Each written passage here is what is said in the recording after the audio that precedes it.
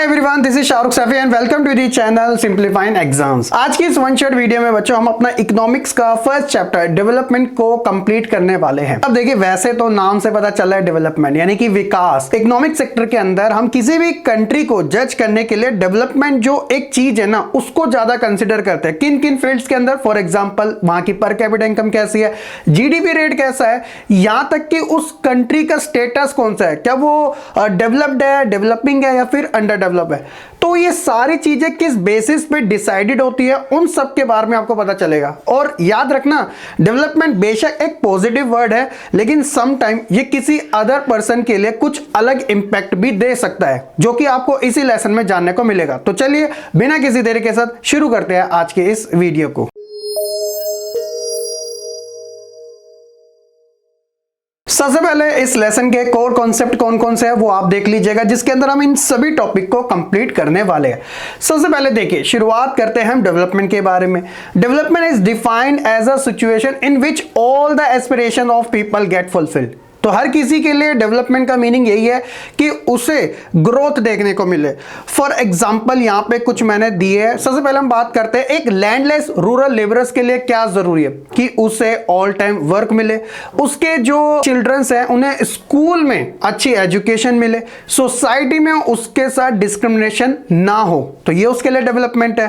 एक urban and unemployed youth के लिए क्या जरूरी है कि उसे रोजगार मिले, एम्प्लॉयमेंट मिले ताकि वो अर्निंग कर सके। एक गर्ल जो कि एक रिच अर्बन फैमिली से, उसे इंडिपेंडेंस मिले यानी कि वो बाहर भी जाके पढ़ाई कर सके, ये उसका डिजायर है, उसकी नजर में यही डेवलपमेंट है।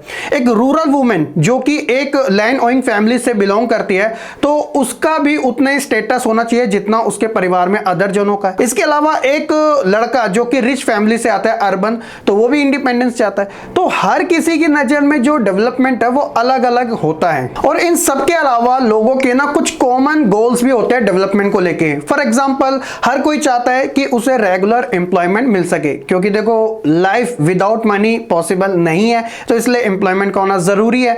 हायर आउटपुट मिले, हर कोई हार्डवर्क इसीलिए करता है ताकि वो अपना पूरा इनपुट डाल के उससे अच्छा आउटपुट कर सके।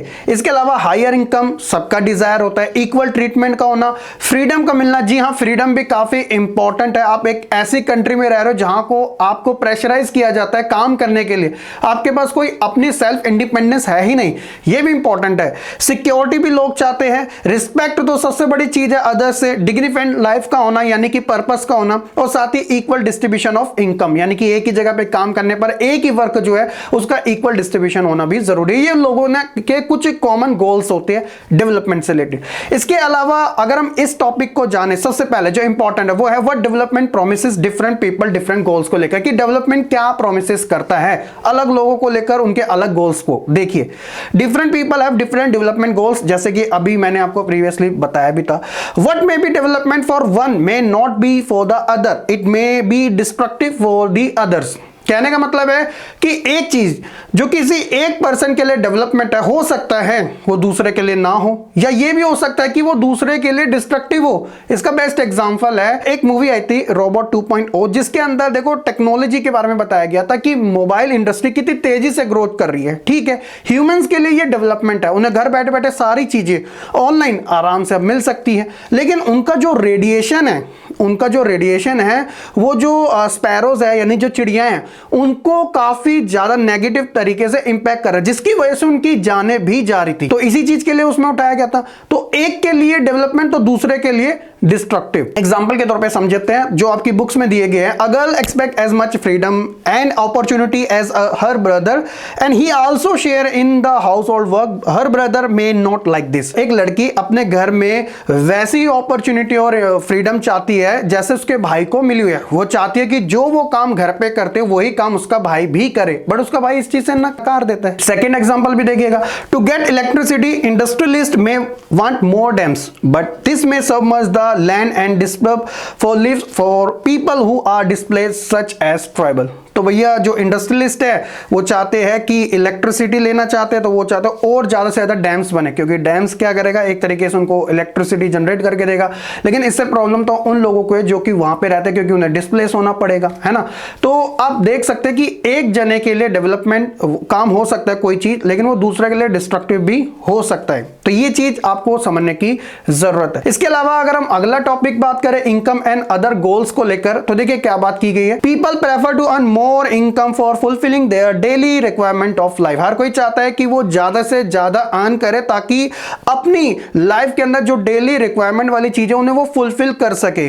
For example company provide material things like money, but people also want non material thing like freedom, security and respect of others. तो आप जानते हैं कि कंपनियां मटेरियल थिंग प्रोवाइड कराती है, मनी यानी आप उनके लिए काम करोगे तो वो आपको पैसा देंगे, उससे आपकी अर्निंग होगी, अर्निंग की वजह से आप अपनी डेली रिक्वायरमेंट की जो नीड्स है ना उन्हें आप फुलफिल कर सकोगे, सिंपल सा है। लेकिन लोगों को अदर चीजों की भी जरूरत होती है जिसे हम नॉन मटेरियल कहते हैं, जिसके अंदर फ्रीडम, लोगों को इंडिपेंडेंस चाहिए, लोगों को सिक्योरिटी चाहिए, लोगों को रिस्पेक्ट चाहिए, ये भी काफी ज्यादा इंपॉर्टेंट है। For example if you get a job in a far of place, अगर आपकी कहीं जॉब लगती है किसी दूर जगह पे, तो जब उस जॉब को एक्सेप्ट करने से पहले आप ये जरूर ट्राई करते हो जो अलग अलग फैक्टर है इनकम से हटकर। फॉर एग्जाम्पल वहां की फैसिलिटीज कैसी है, आपकी फैमिली भी वहां रहेगी या नहीं रहेगी, वहां का वर्किंग एटमॉस्फेयर कैसा है और अपॉर्चुनिटी क्या है लर्न करने की वहां पे, ये सारी चीजें कंसिडर की जाती है। तो सिर्फ हम पैसे को नहीं देखते डेवलपमेंट से रिलेटेड, हम अदर क्राइटेरिया के ऊपर भी एक तरीके से नजर रखते हैं कि वो क्या हमारी नीड्स को फुलफिल कर भी पा रही है, हमें सेटिस्फाई कर भी पा रही है या फिर नहीं। Some company provide less salary but offer regular employment which enhance sense of security. कुछ ऐसी कंपनियां होती है जो कि सैलरी बेशक कम देते हैं लेकिन रेगुलर एम्प्लॉयमेंट देते हैं, जिससे कि सिक्योरिटी और ज्यादा एनहेंस हो जाती है। ये स्पेशली हमें गवर्नमेंट जॉब्स में देखने को मिलता है, क्योंकि लाइफ टाइम सिक्योरिटी वहां पे मिली जाती है कि आप अनएम्प्लॉयड नहीं रहोगे। इन अदर्स केस कुछ ऐसा होता है, some companies provide high salary but offer no job security. ऐसा हमें प्राइवेट सेक्टर में ज्यादा देखने को मिलता है, जहां पे सैलरी तो काफी अच्छी मिलती है लेकिन जॉब सिक्योरिटी नहीं मिल पाती, they reduce sense of security, जिसकी वजह से सिक्योरिटी नहीं हो पाती है। For development people look at a mix of goal. तो इसी वजह से आप कह सकते हो कि लोग जब डेवलपमेंट के बारे में सोचते हैं तो उनका जो गोल होता है वो कोई एक नहीं होता बल्कि मिक्स टाइप का होता है। हेंस इससे पता चलता है कि the development goal that people have are not only about better income but also about other things in life. तो लोगों को बहुत ज्यादा चीजों की भी जरूरत होती है पैसे से हटकर। तो ये था हमारा इनकम और अदर गोल से रिलेटेड। होप सो कि आपको यहां तक अच्छे से समझ आ चुका होगा। नेक्स्ट हम बात करते हैं नेशनल डेवलपमेंट की। अब नेशनल डेवलपमेंट यानी कि देश का डेवलपमेंट के बारे में बात हो रही है। National development refer to ability of a nation to improve the lives of its citizen.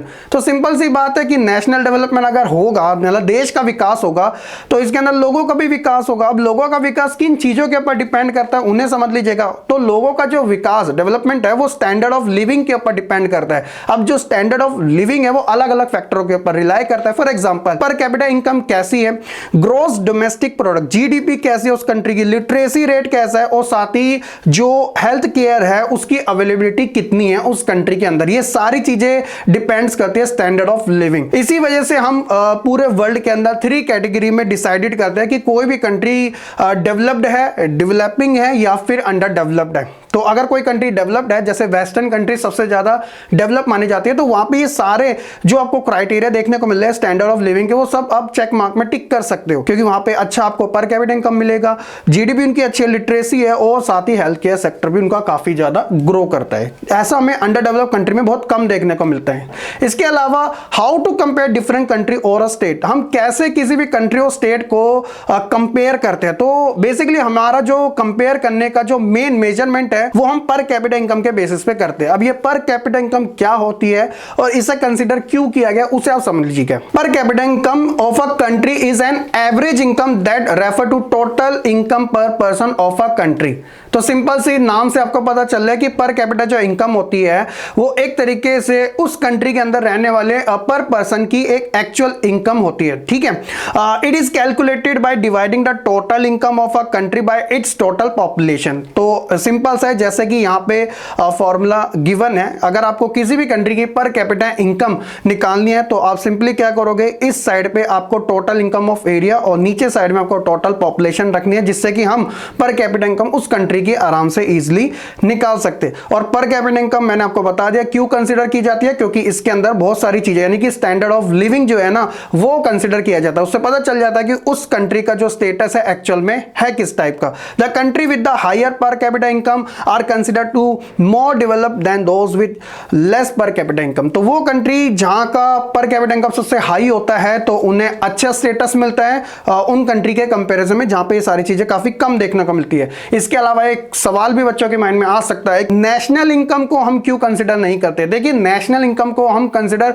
इस वजह से नहीं करते क्योंकि we can not take national income to compare different countries because each country has different population rate. अगर ऐसा होता तो फिर चाइना और इंडिया वर्ल्ड के नंबर 1 कंट्रीज होती, क्योंकि इनकी जो पॉपुलेशन है वो 1.4 बिलियन से प्लस की है। और जबकि अगर आप अदर कंट्रीज की देखोगे तो वो तो 1 बिलियन भी क्रॉस नहीं करती। 1 बिलियन छोड़ो, वो 50 के आसपास भी नहीं जाती। यानी कि जैसे 140 करोड़ चाइना और इंडिया है और थर्ड कंट्री जो है वो 33 करोड़ पर ही है, 50 करोड़ भी क्रॉस नहीं कर रही है, अमेरिका जिसकी मैं बात कर रहा हूं। ठीक है, तो इसलिए हम नेशनल इनकम को कंसीडर नहीं करते, इसकी जगह हम पर कैपिटा इनकम को ही कंसीडर करते हैं। आप ये वाला वर्ल्ड डेवलपमेंट रिपोर्ट 2019 का एक क्राइटेरिया देख लीजिएगा जिसमें जो हाई एंड रिच कंट्रीज थी उनका जो पर एनम के बेसिस पे कितना रखा गया था, 49,300 यूएस डॉलर। इसके अलावा जो लो इनकम कंट्रीज थी वहां पे पर कैपिटा इनकम हमें कैसे देखने को मिलती है, 1,500 यूएस डॉलर पर एनम। और इंडिया जैसी जो डेवलपिंग कंट्री है तो यहां पर आपको देखने को मिलेगा 6,700 पर एनम के बेसिस पे, वो डॉलर में।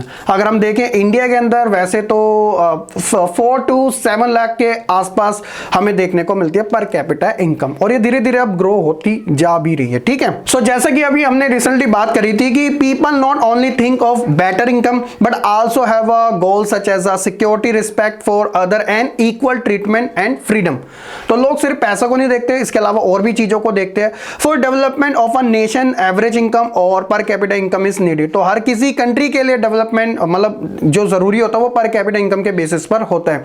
अब जरा इस चीज को देखिए, ये जो टेबल है 1 और 2, इससे आपको और अच्छे से क्लैरिटी मिल सकेंगी कि पैसा ही सब कुछ जरूरी नहीं है, और भी फैक्टर जो है वो काफी इंपॉर्टेंट होते हैं। फॉर एग्जांपल टेबल 1 में क्या दिखाया गया, इंडिया के स्टेट्स हैं, ये डेटा 2018-19 का एनसीईआरटी बुक से लिया गया है, जिसके अंदर हरियाणा, केरला और बिहार दिखाया गया है। और यहाँ की पर कैपिटा इनकम आपको रुपीस में दिखाई गई है, जो कि कितनी है 2018-19 के अकॉर्डिंग 2,36,147 रुपीस ये पर एनम के बेसिस की है। और जबकि केरला की है 2,04,105 रुपीस और बिहार है 40,982। तो कहने का मतलब है कि हरियाणा इस लिस्ट में नंबर 1 पर है पर कैपिटा इनकम के मामले में। यहाँ की वहां का पर पर्सन जो एक व्यक्ति है वो साल के 2,36,000 के आसपास अर्न कर लेता है, जो केरला और बिहार से काफी ज्यादा है। लेकिन अगर आप टेबल 2 को देखोगे और इन तीनों ही स्टेट को फिर से एक बार लोगे 2018-19 के डेटा के अकॉर्डिंग स्पेशली, तो आपको इसमें अब चेंजेस देखने को मिलेगा। जैसे अब यहां पे 3 चीजें बताई गई, इन्फेंट मोर्टेलिटी रेट,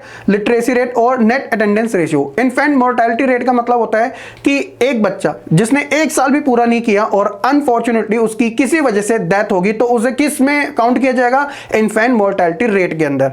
अब ये जो इन्फेंट मोर्टेलिटी रेट है जैसे से ग्रो होता है तो इसका मतलब वो जो स्टेट या कंट्री है वो ठीक नहीं मानी जाती है, यानी कि वहां का जो हेल्थ सिस्टम है वो बहुत बेकार है। और ये किसी भी देश के लिए बहुत खराब चीज है कि बच्चे पैदा हो रहे हैं लेकिन 1 साल भी कंप्लीट नहीं कर पा रहे और उनकी डेथ हो रही है। तो या तो सही न्यूट्रिशन नहीं है, सही एनवायरमेंट नहीं है, या वहां की पॉलिसी बहुत बेकार टाइप की है। हरियाणा में आप देखोगे इन्फेंट मोर्टेलिटी रेट जो कि 30 है, जो बहुत ज्यादा है, और जबकि केरला में सिर्फ 7 है और बिहार में तो हरियाणा से भी ज्यादा 32। आप देख सकते हो कितना ज्यादा डिफरेंट है। लिटरेसी रेट, पढ़े लिखे लोग आपको कहां ज्यादा मिलेंगे, हरियाणा में 82% है, बिहार के अंदर 62% है, जबकि केरला के अंदर 94% चले जाता है। और नेट अटेंडेंस रेशियो यानी कि सेकेंडरी स्टेज वाला स्कूली शिक्षा तो 61% है हरियाणा का, केरला का 83 है और जबकि बिहार का 43 आता है। आप देखोगे कितना ज्यादा डिफरेंट है। पहले वाले टेबल के अंदर बेशक हरियाणा पर कैपिटा इनकम में ज्यादा था, लेकिन अदर वाले रेशियो में आप देखते हो कि केरला सभी फील्ड में, चाहे वो इन्फेंट मोर्टेलिटी रेटों को कंट्रोल करना हो या फिर लिटरेसी रेट को ग्रो करना हो या फिर नेट अटेंडेंस रेशियो में आगे लाना हो, सभी में केरला आपको आगे देखने को मिलेगा। तो ये चीजें इंपॉर्टेंट कहलाई जाती है। होप्स हो कि अब आप अच्छे से समझ चुके होंगे इन चीजों के बारे में। नेक्स्ट हम बात करते हैं पब्लिक फैसिलिटीज की। नाम से पता चल रहा है पब्लिक फैसिलिटीज यानी कि लोगों के लिए क्या क्या सुविधाएं उपलब्ध है। Facilities which are provided by the government consider as a public facility. सबसे बेस्ट एग्जांपल आप पार्क्स ले लीजिएगा, पार्क्स किसी एक का नहीं होता, वो गवर्नमेंट का होता है। ठीक है, school, college, hospital, community halls, transport, electricity, park, safe drinking water, etc, ये सब पब्लिक फैसिलिटीज होती है जो किसी एक पर्सन के लिए या एक रिलीजन या एक कम्युनिटी के लिए नहीं, सबके लिए होती है इक्वल तरीके से। Haryana has more income than the average person in Kerala, जैसे कि अभी मैंने आपको टेबल 1 में बताया था, but Kerala has a low infant mortality rate because of better public system. तो इससे आप क्या समझ रहे हो, यही चीजें है ना कि हम सिर्फ मनी फैक्टर के ऊपर ही काम नहीं करते बल्कि अदर फैक्टर भी हमारे लिए काफी इंपॉर्टेंट होता है। Public distribution system which provide health and nutritional status to the state, PDS government की ही स्कीम है। Money in our pocket can not buy all the goods and services that we have may need to live well. वो कहता है ना कि पैसे से हम हर एक चीज को नहीं खरीद सकते। बेशक हमारी लाइफ इससे स्मूथ हो जाती है, अच्छी हो जाती है, लेकिन हमें अदर चीजों का भी अच्छे से ख्याल रखना जरूरी है। वी नीड पब्लिक फैसिलिटीज, हमें जरूरी है public facilities because we are not able to purchase all thing by money, क्योंकि हम सारी चीजें पैसों के दम पे नहीं कर सकते। एग्जांपल भी दिए गए, ऐसी बात नहीं आपके माइंड में डाउट है। We can not able to buy a pollution free environment with the help of money, कि भाई हम पॉल्यूशन फ्री एनवायरनमेंट नहीं खरीद सकते। अगर ऐसा होता तो दिल्ली के अंदर जो इतना सारा पॉल्यूशन है तो दिल्ली में बहुत रिच पर्सन रहते हैं, हाँ हम उसके काउंटर में कुछ चीजें अपने लिए ले सकते हैं फैसिलिटीज के बेसिस पे, लेकिन हम उसे पॉल्यूशन फ्री नहीं कर सकते। तो इसलिए हमें पब्लिक फैसिलिटीज की नीड होती है। We cannot able to protect ourselves for infectious diseases unless the whole of our community takes preventive steps। अभी कोविड-19 गया था, कितने लोग उसके अंदर उनका डेथ हुई है ना। अब उसके अंदर क्या सारे गरीब थे या उसके अंदर सारे अमीर ही थे, हर एक टाइप के लोग थे ना, फिर भी उनकी डेथ हुई। चाहते जो रिच पर्सन थे वो बच सकते थे with the help of money, but ऐसा नहीं हुआ। तो दैट इज द रीजन कि हमें नीड होती है पब्लिक फैसिलिटीज की। Actually for many of important thing in the life the best way also the cheapest way it is to provide these good and services collectively. बस simple सी बात है, और क्या, ठीक है। चलिए नेक्स्ट हम बात करते हैं सस्टेनेबिलिटी ऑफ डेवलपमेंट की। अब देखो लेसन हम ये वाला कवर कर ही रहे हैं डेवलपमेंट से रिलेटेड। तो डेवलपमेंट क्या हमारी जनरेशन के लिए जरूरी है, क्या आने वाली जनरेशन के लिए जरूरी नहीं है? जी हाँ बिल्कुल है। तो ऐसे में हम अपनी आने वाली फ्यूचर जनरेशन के लिए कर क्या रहे हैं?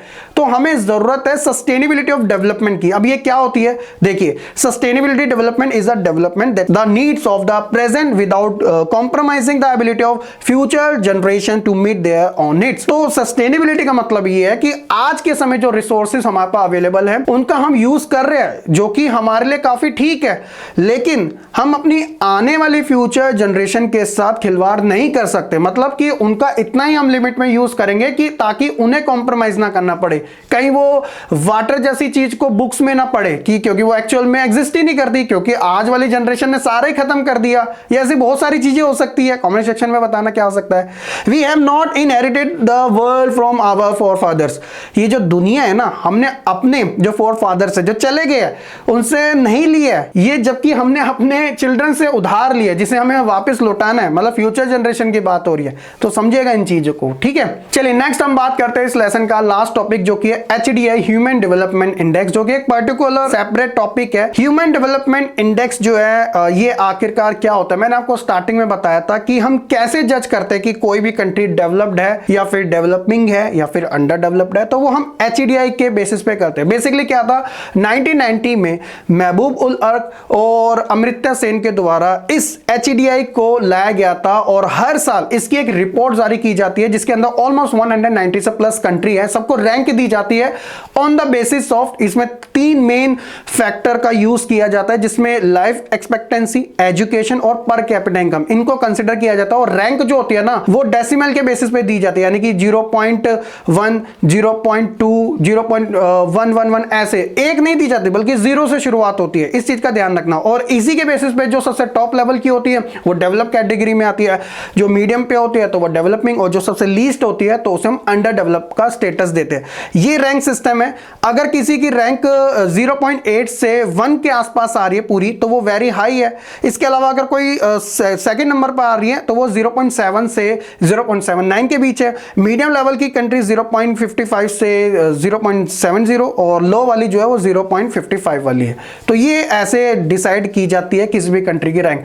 जैसे जैसे एग्जांपल के तौर पे अभी इंडिया जो है वो इस वाली कैटेगरी में आता है, मतलब कि डेवलपिंग कंट्री है तो वो 6-7 के आसपास आता है, और इसकी जो रैंक है HDI की वो 130 से प्लस की है। तो आप लगा लीजिएगा पूरे वर्ल्ड में 190 के आसपास देश है, हालांकि 200 कंसीडर किए जाते हैं लेकिन मैं 190 प्लस मान लेता हूं। तो इंडिया 130 रैंक पर आ रहा है और इंडिया से पहले 129 देश है। तो आप अंदाजा लगा लीजिएगा कि अभी हमारा स्टेटस HDI के मामले में कितना ज्यादा पीछे है, जो कि सोचने वाली बात है ऑब्वियसली। ठीक है, तो ये सारी चीजें थी बच्चों आपके इस लेसन से। होप सो कि आपको डेवलपमेंट अब काफी अच्छे से समझ आ चुका होगा। स्टिल कोई डाउट है कमेंट सेक्शन में जरूर बताइएगा, और वीडियो पसंद आई तो लाइक शेयर करना ना भूलिएगा और चैनल को सब्सक्राइब कर लेना, क्योंकि वन शॉट वीडियो आपको सभी की देखने को मिलेगी। सिर्फ इकोनॉमिक्स की नहीं, हिस्ट्री भी होगा, उसके अंदर ज्योग्राफी भी है, और साथ ही आपका सिविक्स इंपॉर्टेंट है ना। तो चलिए मिलते हैं नेक्स्ट वीडियो में, तब तक के लिए खुश रहे, पढ़ते रहे और ऐसे ही आगे बढ़ते रहे।